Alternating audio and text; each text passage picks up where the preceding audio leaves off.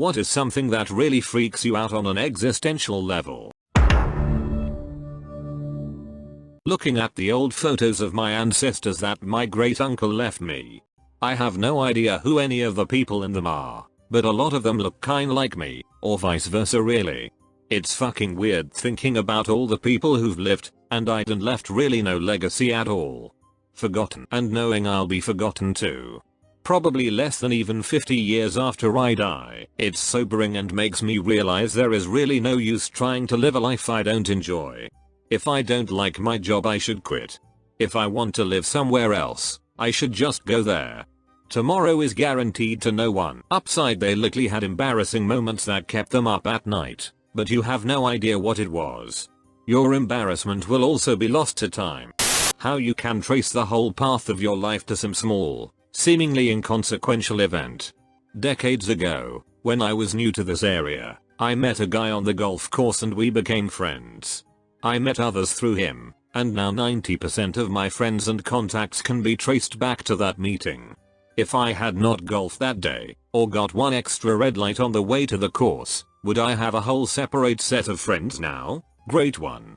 I needed 3 C's to go to the university in London. I was ill for my exams, and complacent, and got C, D, so went to the University of Manchester. My children literally wouldn't exist if I had studied a bit harder at computer science. That every public institution, every province of government, every law of any nation, it all works because a sufficiently high percentage of people silently assent that it does.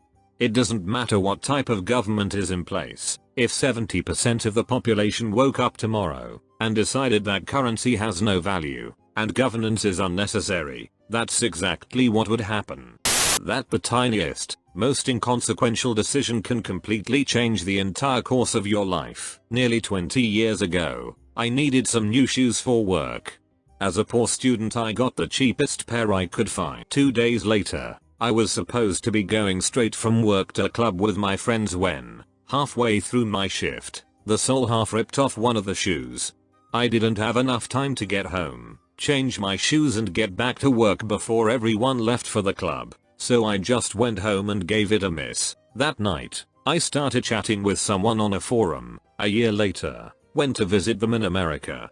2 years later I moved to America, and we got married. 10 years after that we both moved back to the UK. Had I chosen a different pair of shoes, I'd never met my wife, never moved to America, and my life would be completely different now. Because shoes. Guess you could say she's your soulmate. How much quicker time goes by as you get older. Remember when you were 5, and a summer vacation felt like a whole lifetime? I just wanna be a kid again. Life is like a roll of toilet paper. The closer you get to the end the faster it goes. The fact that I will never know how things turn out. What becomes of the world once I'm gone? I only understand life as the version I've lived. I never get to know the future. Unless you get born into another consciousness into the future. But unfortunately you won't remember your past life to appreciate this fact. That whatever I did in the past are now just memories. Even yesterday. Even though sometimes it feels like my childhood just happened, it was 20 years ago and they're memories. Did those actions even happen? It's hard to explain the feeling. My dad died 21 years ago. It was well before the age of camera phones, and he really didn't like having his picture taken regardless. As a result I have maybe 2 pictures of him. I think I still have mental picture of him, but sometimes I'm not so sure. He was one of the most significant people in my life, and his death is one of the most significant events in my life, but honestly, there's a good chance that if he walked up to me today, I wouldn't recognize him. Every so often I'll see myself in a mirror, and I'm reminded that I am a conscious person able to influence the world around me. Sometimes I get so hung up on the daily routines and the little challenges here and there that I forget that I am a mind connected to a physical body. It's fucking surreal for a few seconds, but then I realize that it's always been like this. I feel this way when I'm out in public sometimes, suddenly realizing I'm actually physically real and interacting with the world. Everyone around can see me. For some reason this trips me the fuck out, to think that other people can observe my physical existence. I forget that I'm not in my own world sometimes. Okay, So most adults have at least some concept of the vastness of the universe. Each of us contains an almost unbelievable wealth of knowledge in our brains. They are essentially a universe unto themselves. Yet we can come into contact with another person and, in a matter of seconds, boil their entire existence down to, well, he's an asshole, but he freckin' merge without his blinker.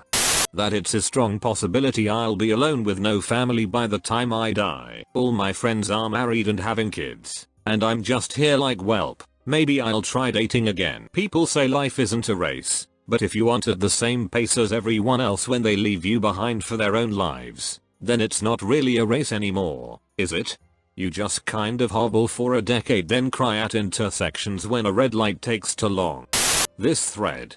Thanks for the multi-tiered existential crisis at work. Boss, is that report going to be done by 3? Me. What does it matter? Words and numbers, they have no meaning except what our brains provide. And us? We're just 2 bags of meat and bones and blood, blowing air through our throat holes, making sounds at each other, and you are literally walking around with a sack of shit inside of you. So am I, so is everyone here. We are on the 8th floor of a 15-story building. All day there is shit raining down around us from the floors above. This building is a giant cascading tower of shit, all day long. Boss, why don't you forward that report to me before sending it out? Might be best if I give it a quick review. How we could die at any second. Today, tomorrow, in a week, in the next 5 minutes, and nobody can stop it. Death is one of the true guarantees of life. I'm not sure what's worse, knowing you're dying, or dying without knowing it. My entire life, my DRS have told my parents and myself that my time on earth is more limited than most. I was born with 5 congenital heart defects and 2 congenital lung defects. I was 10 hours old with my first open heart surgery. I was born literally dying. I was blue and wasn't breathing. It was a complete shock that I was sick at all. This was almost 30 years ago, so we didn't have the technology to pick it up like they can now. My DRS can't say how I'm still alive. I shouldn't be. I'm definitely more limited and have been my whole life. Along with having COPD, 1 working lung, pulmonary hypertension, heart, pulmonary fibrosis, heart failure, AFib, 2 strokes and a heart attack, etc. I know what dying feels like. With my 4th open heart surgery, I was 15. I was dying. This was a huge risk. I would have died without it, but it also carried a big high chance I wouldn't make it off the table. My mom told me that if I wanted to, I could go ahead and go forward, or decide not to do it. She knew I had to have a say. I hate when I hear people talking about young adult and kids who are chronically ill, that they aren't in the mindset of picking the right thing and wanting to live, that they can't know what life can be like. Sometimes death isn't the worst thing to happen. And unless you've personally lived through something where you're very sick, you can't talk to this situation. For me, there's no right answer here. Even though I was dying and things were really bad. The morning of my 4th open heart surgery, I wanted to walk to the hospital. My check-in time at the hospital was about 6:30 AM, I believe. All my DRS are in Chicago, and this was before Children's moved downtown. Ronald McDonald House was about 3 blocks from Children's Memorial Hospital.